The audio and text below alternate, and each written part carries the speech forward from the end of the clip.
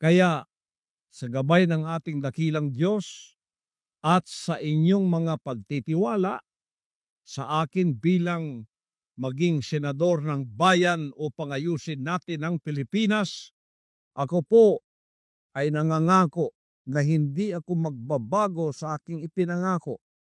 Hindi ako maaring kainin ng sistema. Uulitin ko, hindi ako kumakandidato para sa pera, para sa pabor, at para maging tanyag. Yan pong lahat ay hindi ang aking ambisyon. Ang aking pong tunay na ambisyon ay ayusin ang ating bansang Pilipinas. Maasahan po ninyo ang pangakong itong hindi po ako magmamaliw. Sa gabay ng ating dakilang Diyos at sa kapangyarihan ng inyong pagboto, gamitin ang daliring ito para sa isang maunlad, mapayapa at malayang bansang Pilipinas.